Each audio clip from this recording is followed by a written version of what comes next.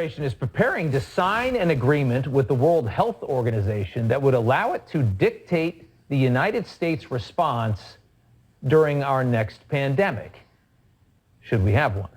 This treaty would have all signees submit to the WHO's authority regarding treatments, government regulations, lockdowns, vaccine mandates, policing, misinformation, and global supply chains in the next pandemic.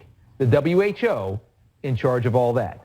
The same WHO that failed miserably to address the COVID pandemic has deep ties to China, helped shield the communist nation from culpability for the last pandemic, and then recently shelved its COVID origins investigation altogether because the WHO doesn't want to find out where this came from because they already know.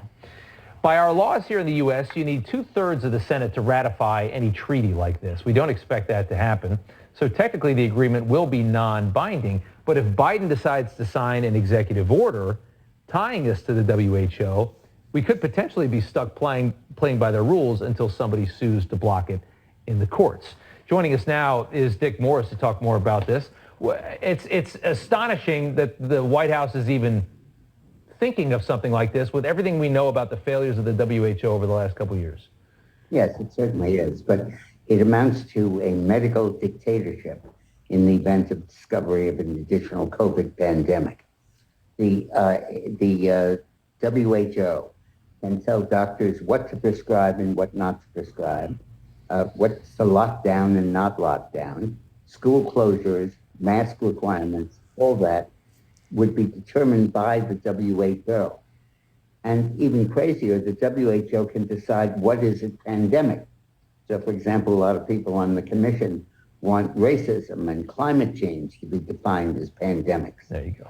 Once they designate something as a pandemic, they can police speech to be sure that social media platforms do not promote misinformation and disinformation about the pandemic and confine themselves only to the official narrative.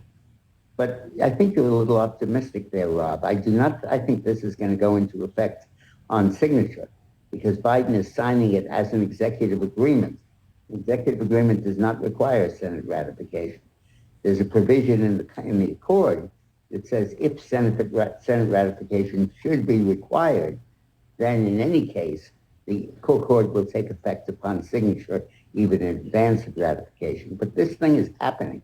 This thing is on a very fast track, and it amounts to a medical dictatorship over the United States in the event of another outbreak or pandemic, or even not, even just whatever they consider to be a pandemic. And from a pandemic. From the most incompetent global health organization. I mean, I cannot fathom a worse organization in charge of anything. I mean, what happened with the WHO in China is the million-dollar question. I don't know how anybody can capitulate to this group after what we saw with them in China. They did not want to find out what happened, what caused this pandemic. Why do they love China so much?